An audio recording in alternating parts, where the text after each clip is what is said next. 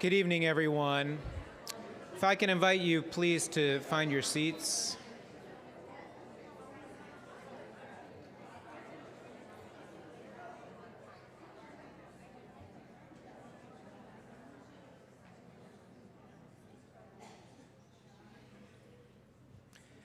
Friends, the last week for us as a people have been utterly excruciating.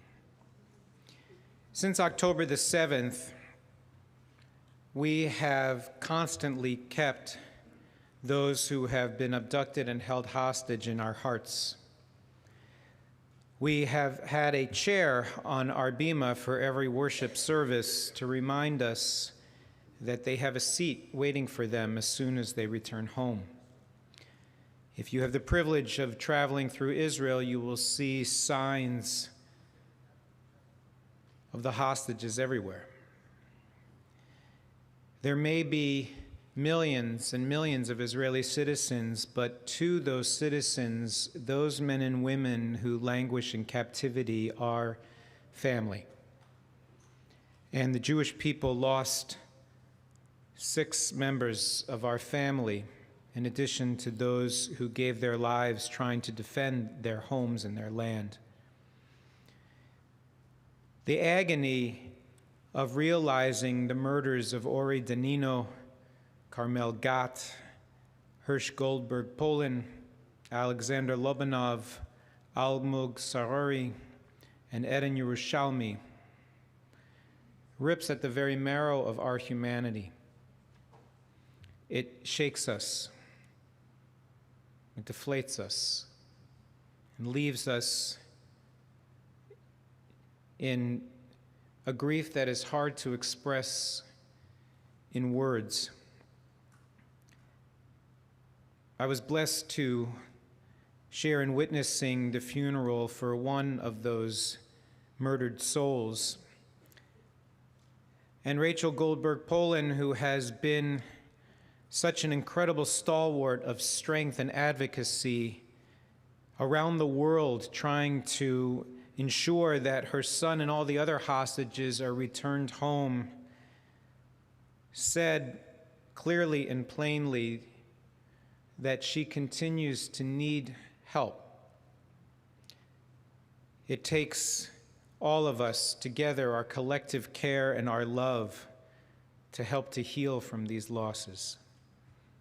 But we will not end our determination to do all we can to ensure that those who remain in captivity will be returned home.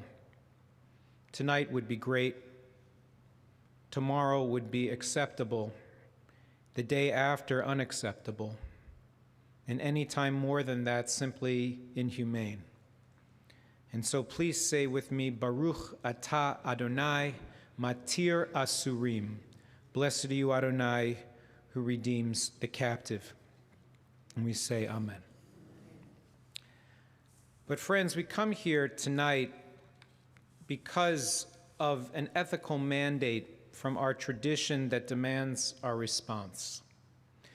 Temple Bethel, as a synagogue and a house of worship, is a 501c3 organization which never and will never take a partisan stand nor endorse a candidate for elected office. I want us to be absolutely clear about who we are as a congregation and a community when it comes to partisan politics. But leaping from this week's Torah portion is an admonition. Tzedek, tzedek tirdof. Justice, justice shall you pursue. And on April 13th of 2023, when the governor of our state signed into law a restriction on the ability of women to terminate their pregnancies, a grave injustice was done. Jewish tradition has considered the question of abortion for millennia. As far back as the book of Exodus, our tradition did not see a fetus as having equal status with an extant human being. Throughout the centuries, our sages have consistently taught that the health and safety of the mother is the paramount concern until the moment of childbirth. At the same time, our tradition also teaches that the question of when does life begin is not easily answered. I'm reminded of what is called the paradox of a heap. If I take a bag of rice and I begin to empty it one grain at a time and make a pile in front of me, at some stage you would say I have before me a heap of rice. But how many grains of rice constitute a heap?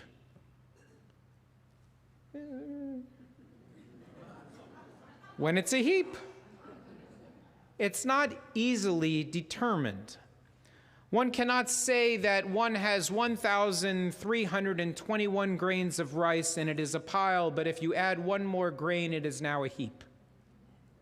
In the same way that as a fetus forms in the uterus, at some stage it becomes a human being.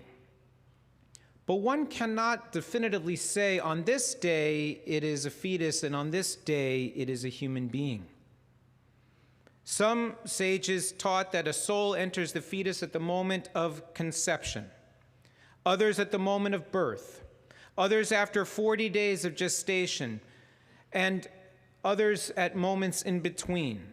And the fact is that Jewish tradition leaves the question of when does life begin to interpretation and relies on the conscience of individual Jews to answer that question for themselves.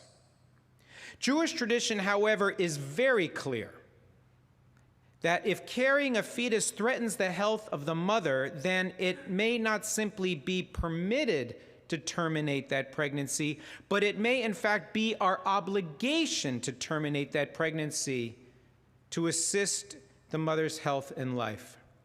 And some would say that the current law in Florida allows for such exceptions, but the law takes the decision out of the hands of the mother where it belongs and places it in the hands of people outside of her, physicians who may only consider the physical health of the mother. But Rabbi Eliezer Waldenberg, Israel's foremost scholar on bioethical issues in Israel in the 20th century, wrote, "Indeed, we may permit an abortion because of a great need and because of pain and suffering, and it is irrelevant in what way the pain and suffering is expressed, whether it is physical or psychological. Indeed, psychological suffering," he wrote, "is in many ways much greater than the suffering of the flesh." We need to be clear. For women in Florida, the law not only denies a woman the right to determine her own fate and that of her body, but violates her religious freedom. A Jewish person who is denied the right to choose to end her pregnancy in accordance with her understanding of her religious teachings is kept from what Florida's Constitution guarantees as the free exercise of religious conscience. And what the state legislature has done is effectively established one religious ideology as the law of our state. The Florida Constitution in Article 1, Section 3 reads, "There shall be no law respecting the establishment of religion or prohibiting the penalizing the free exercise thereof." The United States of America was founded as a place for religious freedom. People from every corner of our world have come to America and to Florida because of our sacred commitment to religious liberty and religious freedom. South Florida hosts the second largest Jewish community in North America. And every one of those Jews has had their religious freedom taken from them by our state legislature. Florida's law criminalizing the termination of a pregnancy after 6 weeks violates religious liberty. And that, my friends, as a house of worship, we simply cannot allow. For the sake of religious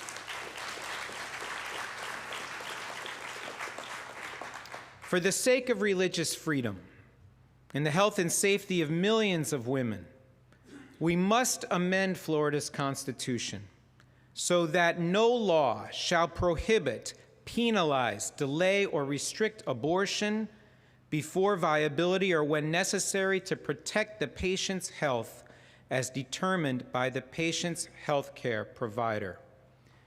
This is our obligation, and this is what we seek to accomplish in the next weeks before the election, so that in November, on the first Wednesday of the month, we will know that we have reestablished religious liberty in our wonderful and beautiful state.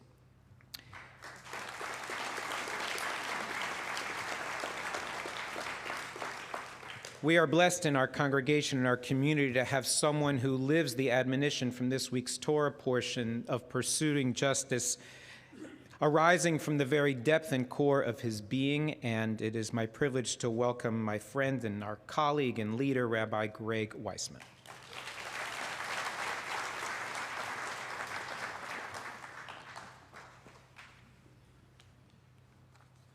Good evening, everyone. Thank you so much for being here.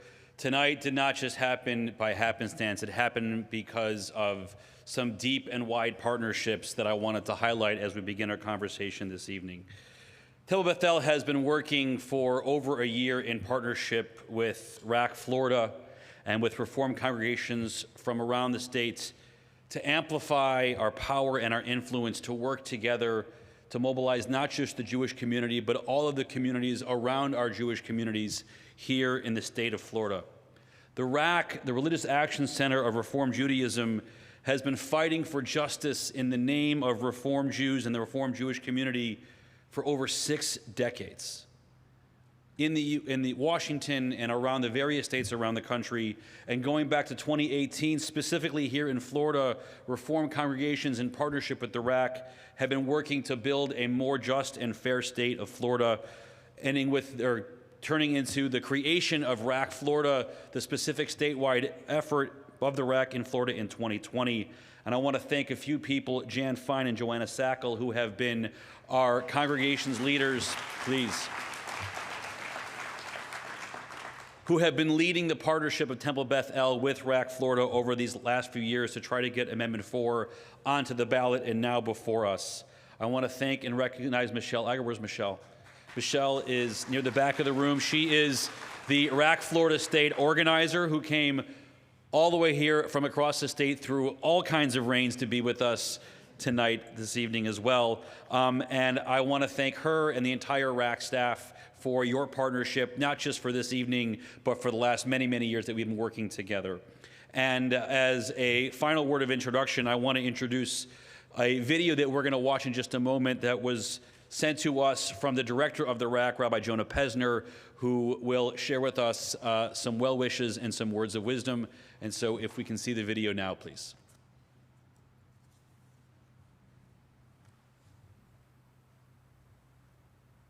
Good evening to all of my friends at Temple Bethel of Boca Raton. Thank you for coming together for this Reproductive Freedom Town Hall, whether you're joining in person at Temple Bethel or you're watching on the live stream. I am Rabbi Jonah Pesner, the director of the Religious Action Center of Reformed Judaism and the senior vice president of the Union for Reformed Judaism, the largest and most diverse denomination in Jewish life, and proud to be a friend and a partner to Temple Bethel as you lean into your commitments to social justice, to Tikkun Olam, and for making our world and our community more just and compassionate for all people. I want to express gratitude to my dear friends, your entire clergy team, in particular, Rabbi Greg Weissman, who has been leading the social justice work at the congregation for more than a decade, who brought me in nearly a decade ago to meet with that original core team of leaders to explore how Temple Bethel could become a just congregation, a congregation of justice, compassion, and empathy. And of course, to your colleague, Rabbi Dan Levin, my schoolmate from our rabbinical school days, who in these decades has been a friend, a thought partner, and a beacon of justice for the Jewish people and for the people of Florida. So thank you. I want to also express gratitude to your lay leadership, President of the congregation, Gina Sugar, who is incredibly supportive of the work of RAC Florida and of the Religious Action Center more broadly, and has supported your leaning into your social justice commitments at the synagogue. Of course, past President Mark Sunshine, who is also an advocate for the things that we care about and a supporter of the RAC, and I have to invoke the name of Patty Beck. Patty, thank you for all you do. Thank you for being a constant, clear, moral voice for justice and advocating for Bethel to be at the center of the social justice strategy of our movement. And so here we have arrived at this Reproductive Freedom Town Hall. And you and Boca Raton and Florida more broadly, you have been in this work for years. You did this in 2018, many of you who worked on a different amendment for the effort to restore voting rights to those who had been formerly incarcerated. The 1.6 million Floridians who had had their vote taken away, and you won that fight. It's still a work in progress to implement, but it's a reminder of what's possible when citizens speak. And we've also learned in the face of setbacks in Florida with Don't Say Gay bills and book bans that we know we can be a force for good and for hope. When your state passed the most restrictive ban on abortion that we could imagine in 2023 in April, you came together and said, enough is enough. We are going to organize around our enduring Jewish values, the notion that we do not take away the rights and freedoms of women, of pregnant people to have access to reproductive health care, reproductive justice, and abortion care. And so you joined together with the other Floridians concerned about reproductive freedom. And the small but mighty congregations of the reform movement in Florida, you joined together, and hundreds of you collected 17,000 certified signatures as part of a nearly million signature effort to get abortion on the ballot. Because as you saw in other states, whether it was Massachusetts a few years ago with the Roe Act or Ohio more recently, when we put abortion on the ballot, most often we win, because most people, a majority of people, believe that women should have control over their bodies, that pregnant people should be able to get access to abortion care and reproductive justice. So it's on the ballot, and tonight you're going to hear more about the hard work now. Having gotten it on the ballot, you have a challenge, I know.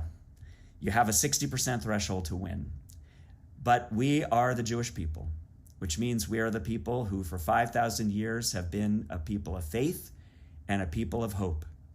The people that have said every time we pray, L'taken olam b'malchut Shaddai, we can repair this broken world in the image of God's glorious sovereign world, a world of peace and justice and compassion for all people.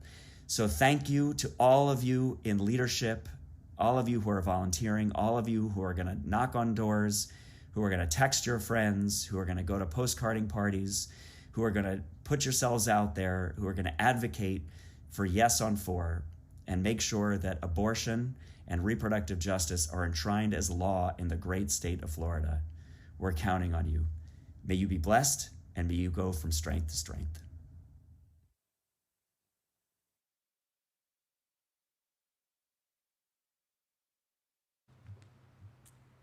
Good evening, everyone. My name is Joanna Sackle. I'm one of the co-chairs of RAC Florida's Reproductive Freedom Campaign.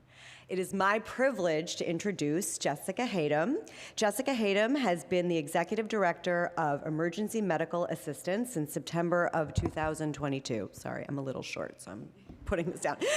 EMA is a nonprofit organization whose mission is to provide funding for pregnant adults and teenagers who need an abortion that they cannot afford. Jessica has been working in the social services arena for 16 years, specializing in domestic violence, sexual assault, and chemical dependency. She attended The Ohio State University, I knew it, and received a BA in Women's Studies. Jessica has been happily living in South Florida for over 6 years with her partner Grant and Chihuahua Carmine. It's my pleasure to introduce Jessica Hayden.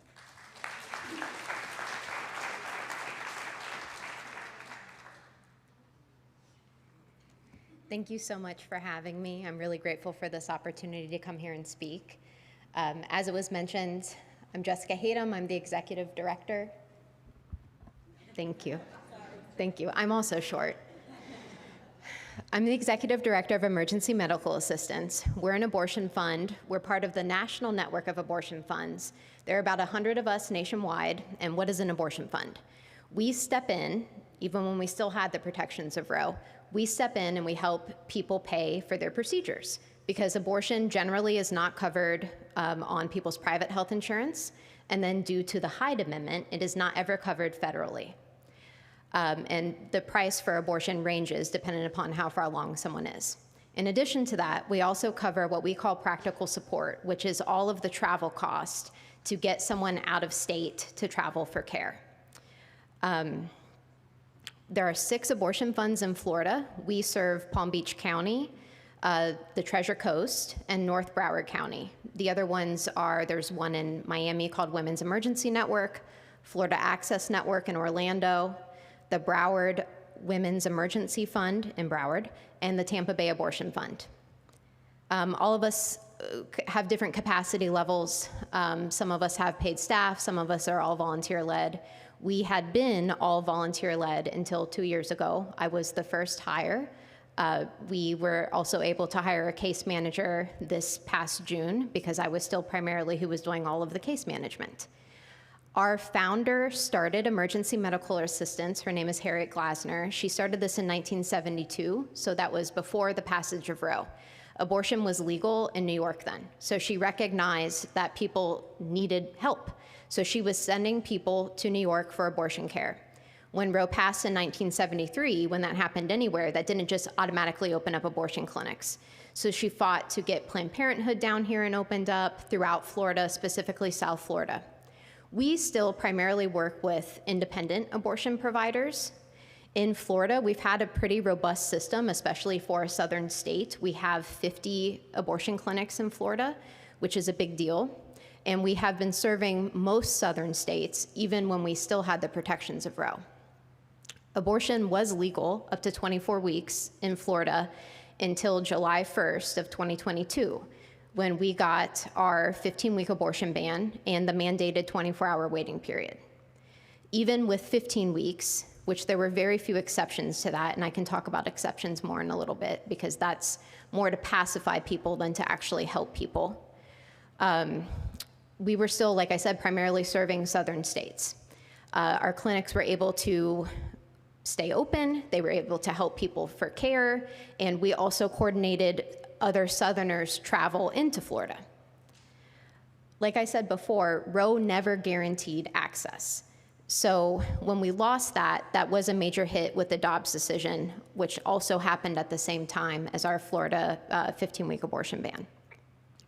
A little bit more about Florida's history is we didn't start to get parental consent and notification laws. Those began in 2003 and 2020, which makes a minor have to have a sign-off from a parent or guardian to also obtain care. That's also a problem because not everyone comes from a loving family. Not everyone has a family support system. There can be incest, there can be domestic violence, sexual assault. It's not always safe for a minor to be able to go to their family members. We do have a judicial bypass process in Florida, so we also help minors obtain that. That's gotten even harder because it's 6 weeks and the minor has to file in the county that they live in. This is a free service, but we also assist them with linkage to an attorney if that's what they need. Also, when we had a 15-week abortion ban, we were what was considered a restricted, because we have a ban, and receiving state, because again, these other southern states were still coming into Florida. Last summer, Georgia passed their 6-week ban. South Carolina has a full ban. North Carolina is now 12 weeks with a 72-hour in-person waiting period, which technically makes that our closest state for care.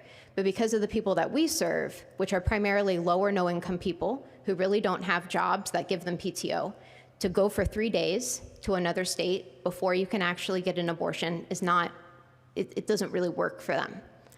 The next closest state is Virginia. Different clinics throughout Virginia have different gestational ages that they go up to. So some people can get care for 11 weeks, 16 weeks, 20-some weeks. But we're still primarily sending people to the DC, Baltimore area, New York, New Jersey, and Illinois. And the key part of that is because getting someone on a direct flight for care is really how we streamline the process. In addition to us serving low and no income people, most of them have never left their communities before. Most of them have never been on a plane before. So imagine finding out you're pregnant, you need an abortion for whatever reason, because we don't pick and choose and put more value into one reason over another. You're told you can't get this help here, and you're stuck. The clinics that we work with know us, and again, we have these relationships both in and out of Florida. So then we get this warm handoff referral to be able to step in. And in addition to paying for this, it's all of the logistical support for this. And so when we're talking about people that have never flown, they don't know TSA regulations. They don't know you can't bring your whole bottle of shampoo with you. So we're walking them through every single piece of this. Some people we've helped have never been in a rideshare before. They've never been on Uber or Lyft. They don't necessarily have smartphones to even have that app be on their phone. So we coordinate that as well. So once someone contacts us, we start the plan. They get an appointment out of state. We help them purchase their ticket. We give them that ticket information. We're helping them with hotel. Again, the rideshare piece. We're also assisting them with food.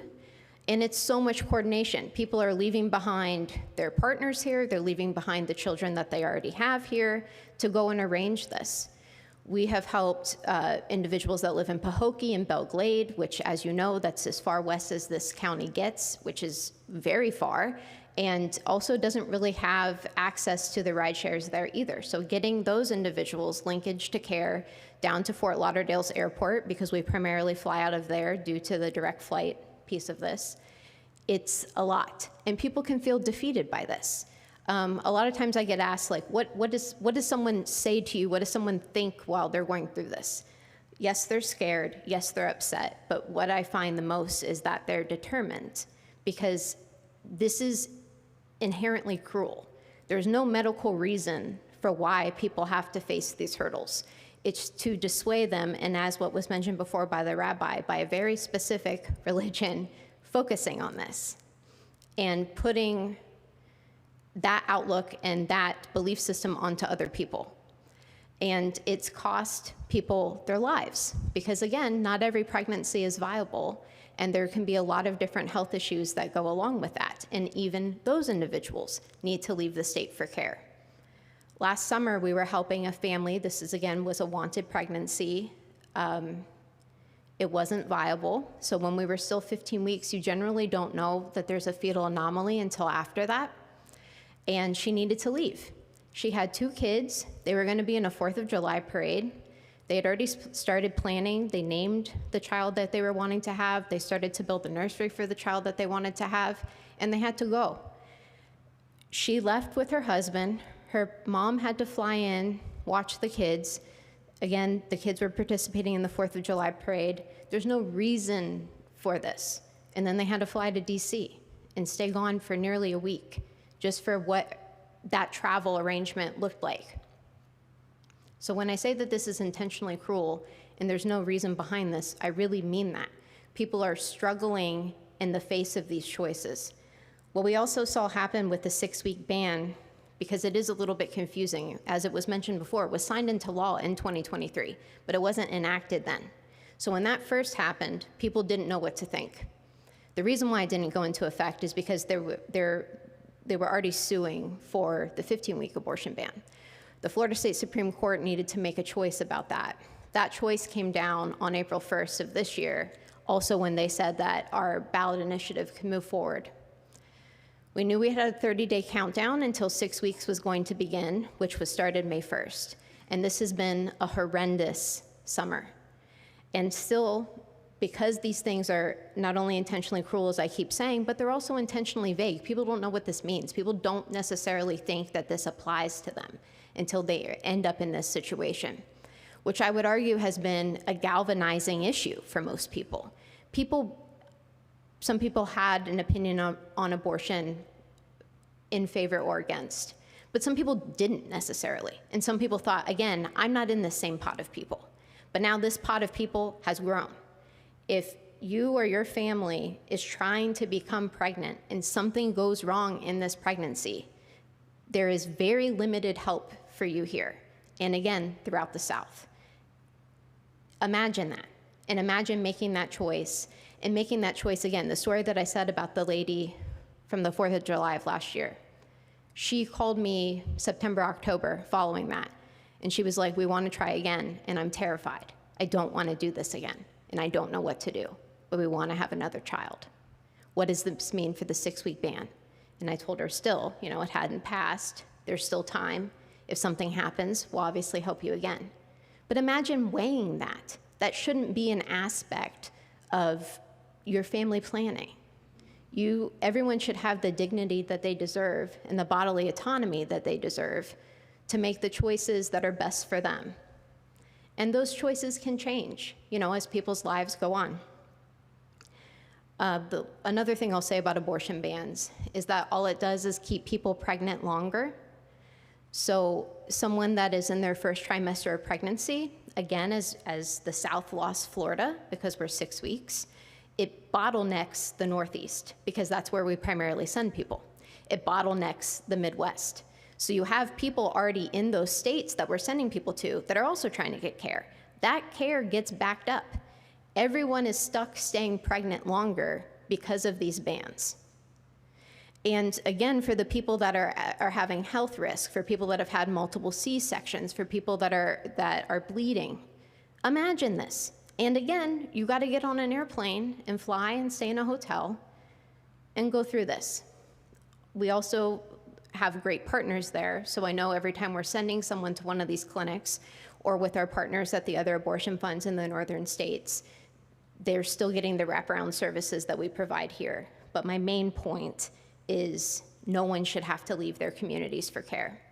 The last thing I'll say is last year we spent $320,000 in procedures and in travel. Because of the 6-week ban and because of some national funding cuts, we are projecting to spend $550,000 this year. This is not sustainable, and that's why it's really, really important that this amendment passes. People will still need to leave some for later care pregnancy, but carrying that is a lot lighter than carrying what we have been. And this can also open things back up for people in southern states to be able to come back into Florida for care. Because like I said, even though no one should have to leave, most Southerners still feel comfortable, more comfortable, staying in the South. Because like I said, when we're dropping someone off in Manhattan from Pahokee, imagine. And that's what we're doing. And sometimes that's an 11 at night call, that's a 4 a.m. call, whatever. And also, as you know, traveling's not been simple lately either, even when we do have them on these direct flights. So again, thank you so much for having me and letting me share.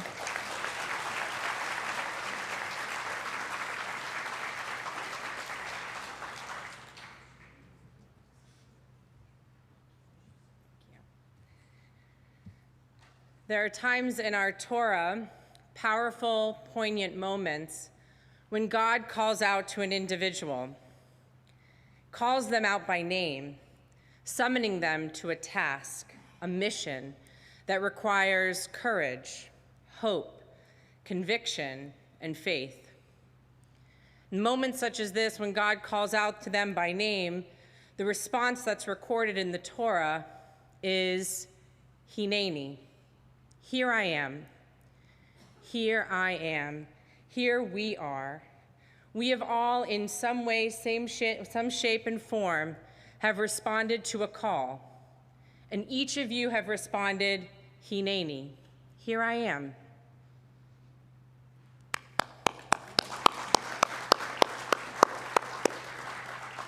And what's even more important is to be able to share those Hineni moments so that all of us understand the why we are here, and why we will continue to engage in this effort that requires the deepest of conviction, courage, strength, and faith. And so I'll ask that you turn to the person next to you, share your why, share your reason why you said, Hineni, here I am.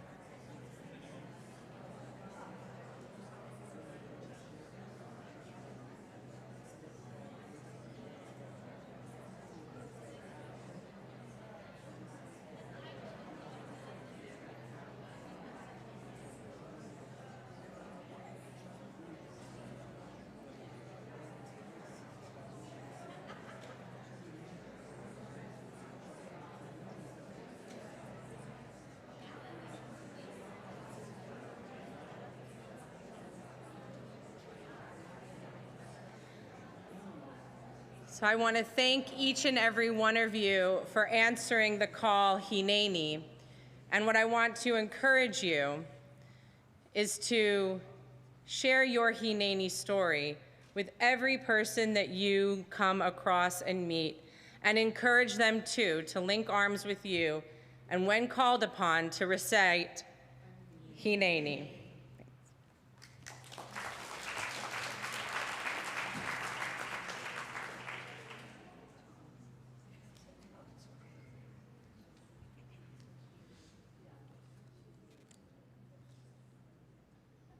Hi, everyone.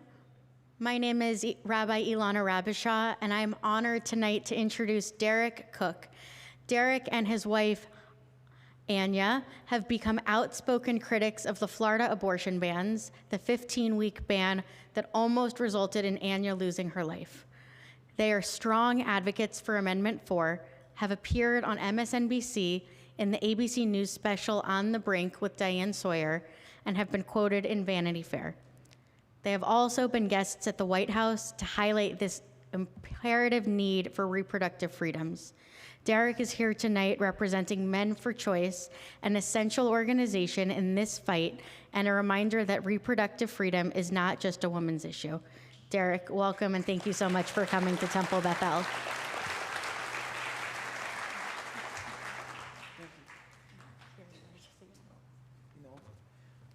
I'm so tall, I don't need stairs, you know?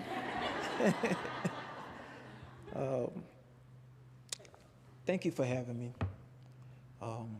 Thank you, Greg, for getting in touch with me and letting me come to such sacred place.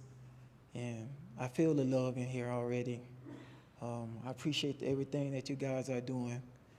And just like I was sharing with her, it changed my whole perspective. I never really judged a book by its cover, but the fact that we have a Jewish community engaging into this, it helps out a lot and opened my eyes to some things that I was blind of. So thank you.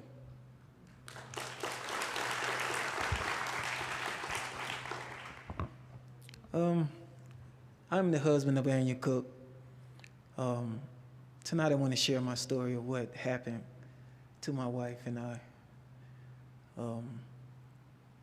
Back in December 15, 2022 was the worst night of my life. But before all that happened, it was the best day of my life. Me and my wife, we were celebrating our day of the pregnancy.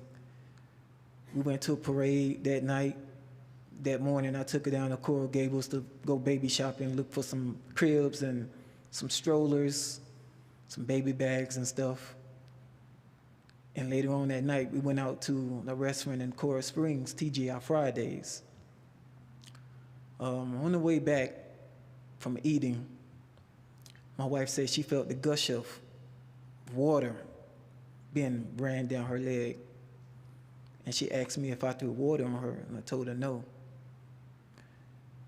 She said, "Is anybody in the parking lot?" I said, "No, no one else is around." She said, "Because someone threw water on me." I said, "It wasn't me."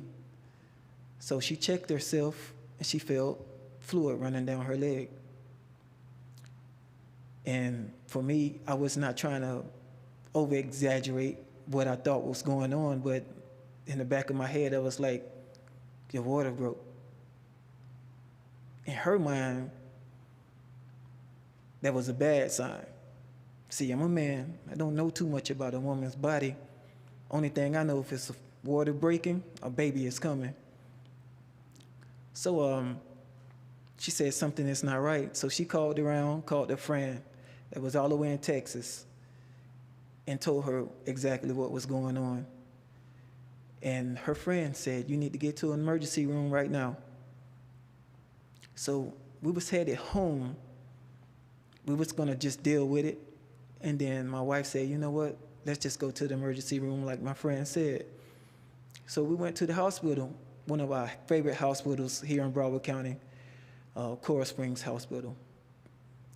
That hospital had it to a high standard because it was Coral Springs, and a lot of good things happen over in Coral Springs, you know. So when we went to the hospital, my wife started leaking fluid out more, and she started crying. And I was still trying to understand what was going on.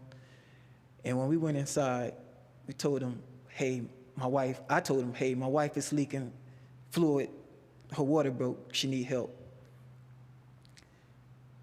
They had us sitting for maybe an hour before someone came and saw us.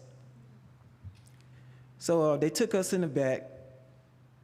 They checked the vitals, and she was like, there's nothing she can do. We saw the doctor after that, a few minutes after. But before all of that, one thing that stuck in me and my wife's head to this day, there was a little boy.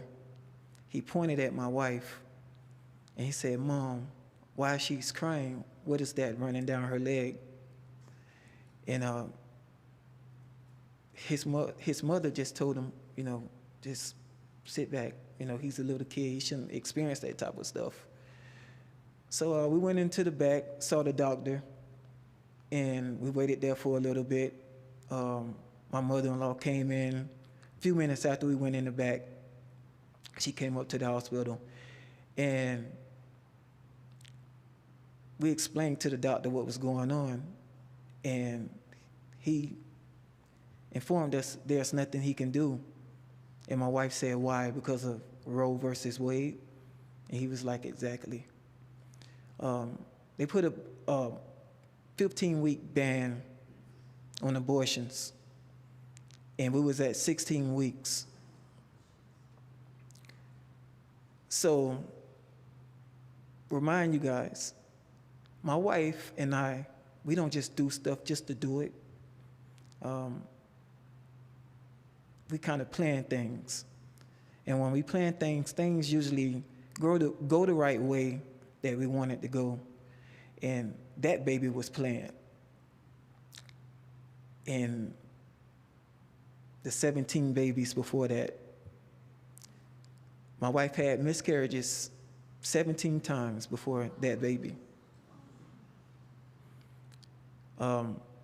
Each miscarriage was different. The first was very heartbreaking to me. And then I kind of started getting numb to the fact that we was going to keep losing babies. And they happened to see my wife cry every day, every night, checking for a heartbeat every day. So with this baby, she made it up to 16 weeks. That's the furthest we ever gotten. When the doctor told us we have to go home and the baby is going to come out within 12 to 24 hours, we can come back to the hospital and then he will help. So we ended up going home. My wife had a hair appointment she always keep. And my wife have very, very long locks. People call them dreadlocks, but the proper name is locks. So she liked to keep her locks nice and neat and clean, and she wanted to keep her hair appointment. And we fought verbally. Why are we keeping this hair appointment when we should be trying to go back to a doctor?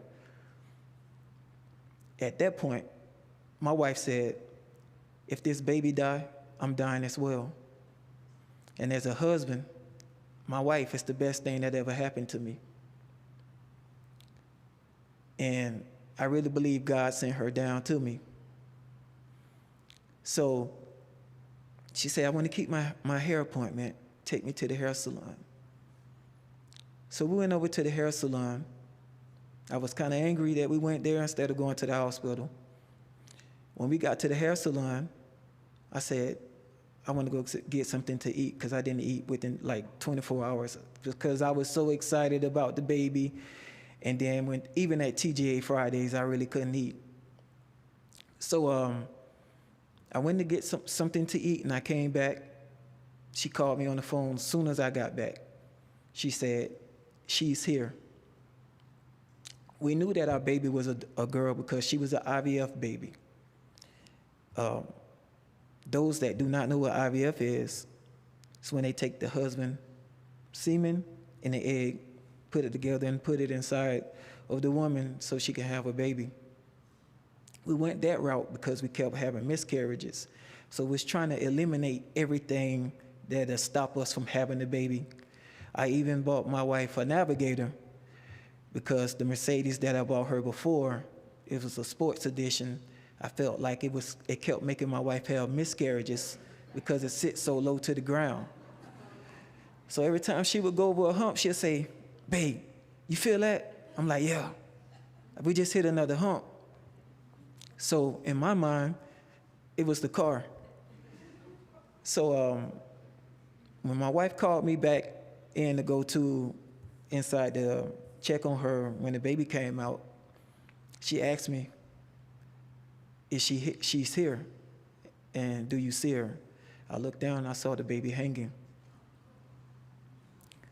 So in my mind, I was trying to stay calm, trying to be strong for my wife and not fall apart, because my wife was definitely falling apart.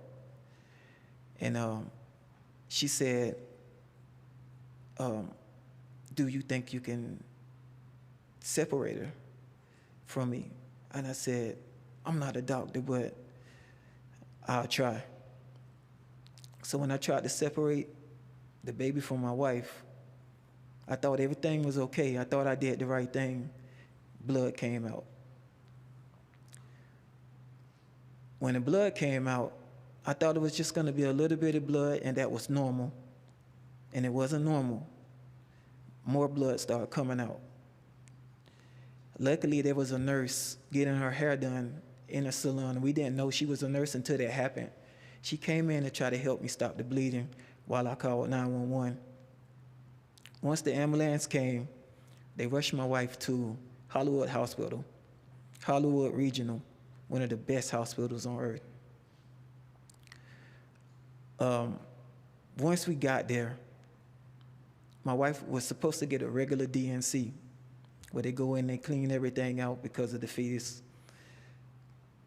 It ended up turning from a 1-hour procedure to a whole team of people coming in hours later to try to save my wife's life.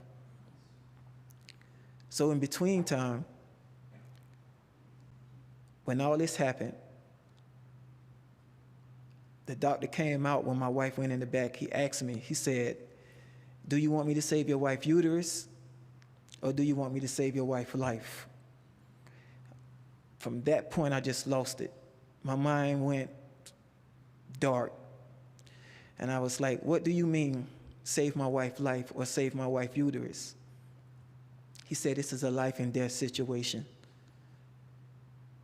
Luckily, I said, "I want to save my wife's uterus and save my wife's life, because my wife has been trying for 18 babies to have a baby, and all of a sudden she don't get the proper health care, and you guys try to take her uterus away where she cannot have a baby." So I said, "No, save both." He said, "Okay." He said, "Do you believe in God?" I said, "I sure do." So he went in the back. He called me on the phone with the security officer, and he said, "We're gonna have to have a whole team to come in and save your wife's life, because we can't stop the bleeding." My wife been bleeding from earlier that day. I don't know how many hours passed by since I was at the hospital, but I know it was a very, very long time. My wife was bleeding from the time the baby came out until the time the doctor stopped the bleeding. So I waited. And the security officer there, he said, "Man, you better pray." And I said, "I already did that." And I was getting angry. And then I got to a point where I saw a Bible. And the minute I touched that Bible, I started crying. And I didn't read none of the scriptures in the Bible. I just went with what was on my heart, what was the right thing to do, what was the right thing to say, and I needed God to be there for me. So I got on my knees, And I prayed. And when I got done praying, my family was standing behind me. Some nurses were standing behind me, and some doctors were standing behind me. They said I was praying for 45 minutes. When I got up, we all stood in a circle, and we prayed. I call that prayer in that circle of people, the circle of life, because I really believe without those people praying for my wife, she wouldn't be here today. So I give it up to God, and I give it up for those prayers that those people gave for my wife. So after a few hours went past, they was able to save my wife's life. And we stayed in the hospital for 6 days after that. And for those 6 days, I didn't eat or drink for 5 of those days. It got to a point where the nurses had to kick me out. When they kicked me out, it was like the last hour of the visiting time. And I waited to the first hour until it opened, and I was back in there on the side of my wife again. There was a point where the first night when I drove back home from staying up there all those nights, that I didn't even know how I got home, because I went into a trance. And when I got back to the hospital, it was like I'm standing on the side of the bed with my wife, and every time I went to the bathroom to use it, she would cry because she would think that the nurses would kick me out. So when my wife came home, I didn't know that, if the doctors stop you from bleeding, they go through your arteries and stuff to stop the bleeding and stuff, that you would have to train a person how to walk again. And you couldn't walk for 5 days. She had no feeling in her legs. And I really thought that she was not going to be able to walk again, because of every time she would stand up, she would start shaking, and I would have to catch her. And that was a lot on my wife. So, long story short, Anya never gave up. She wanted to try to have a baby again. And I was very scared because the doctor this time said there's a high chance that my wife may not make it because of what happened before. So I couldn't stop my wife, again, it's choice, from having a baby or not. We end up transferring another baby girl, and today that baby is 9 weeks.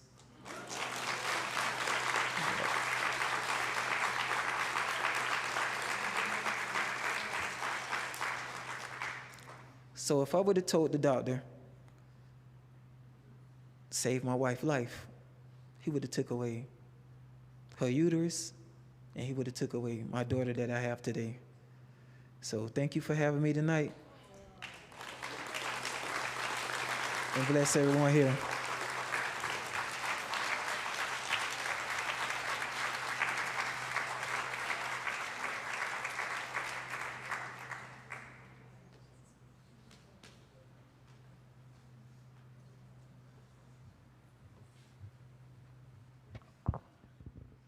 Hi, I'm Susan Stallone. I lead social justice here at Temple Bethel with Rabbi Greg Weissman. It's a new position. I'm thrilled to introduce Eden Erez. Eden is 15 years old and already taking the world by storm. She's the vice president of her class at Spanish River High School, a student in our confirmation class, and vice president of social action of BOFTI, our Temple's youth group. She was accepted recently into the Shalom Hartman Institute's National Teen Fellowship, where teens will gather to cultivate their Jewish identities and worldviews. She, along with her friend Sydney Butler, who's also here tonight, recently completed the Teen Justice Fellowship through the Religious Action Center of the Union for Reform Judaism. Eden is here because she's worried about her future and turns to Judaism as a source of wisdom and guidance. She is here because she knows that we in this room can fight for her future. She is here to tell us her story. Welcome, Eden Ahrens.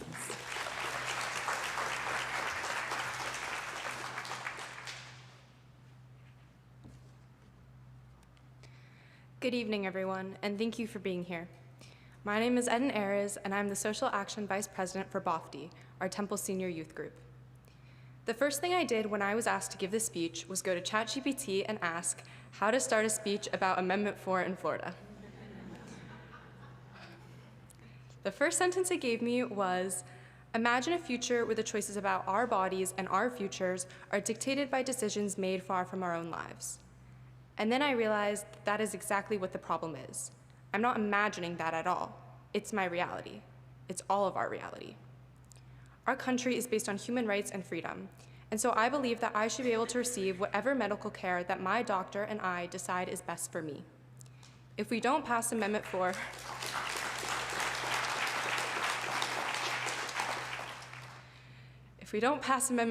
what's next? I can't have access to birth control. Are they going to take away other life-saving medical treatments? I am 15 years old. I can't vote in this election, but the outcome of it affects my body, not only now, but for the foreseeable future. This is the same for 60% of rape victims who are under the age of 18 and can't vote. There are many young girls who are put in the unfair and dangerous position of having to keep a pregnancy, which for some of them could mean the loss of their life, or bringing into the child where they cannot a child into the world that they cannot properly care for, or who is the product of the most horrible and horrifying moment in their life. I have always been empowered to stand up for my beliefs and do what's right, and I have never in my life felt so helpless. It's almost impossible to describe the feeling of sitting and waiting for people to vote for my future. People, mostly men, hundreds of miles away in Tallahassee making this decision for me. It's almost impossible to describe the feeling of knowing that if I went to my doctor today, she would not be able to provide the potentially life-saving care that I might need. You have exactly 60 days to make sure that you, your family, and your friends have a plan to go out and vote. To vote for yourself, to vote for your loved ones, and to vote for other girls like me. I'm standing here begging you to be my voice. I need you to vote yes on 4, because the decision made this November can and will change the lives of every girl of my generation. And just as my grandmother voted to give women a choice, I will continue to fight for and protect this right for generations to come. Thank you.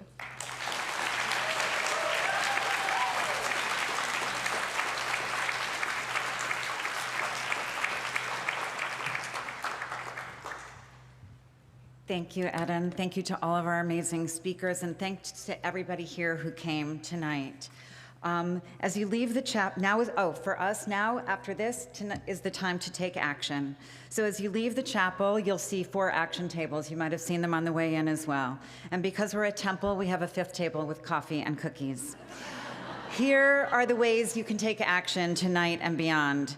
Table 1, write postcards to Florida voters urging them to vote yes on Amendment 4. Table 2, take cards to pass out to family and friends with our message and words of inspiration from our rabbis. Table 3, write cards to include in those care packages that Jessica includes with the women that she needs to help get out of state to access reproductive care. And Table 4, learn and sign up for upcoming events that support Amendment 4 and the work of the Religious Action Center. We hope you'll attend the comedy night that's coming up in Meisner Park on September 19th.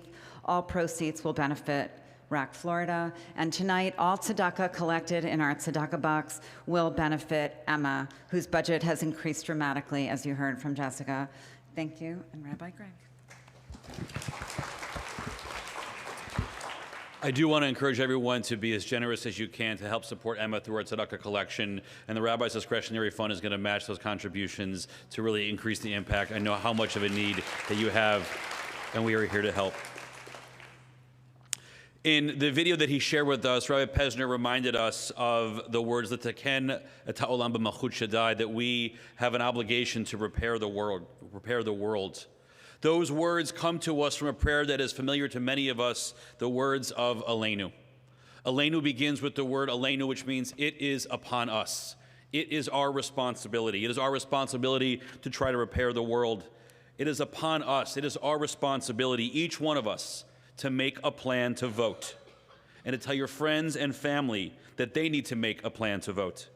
It is on all of us to vote yes on 4 and to help our friends and family understand how important it is that they also vote yes on 4.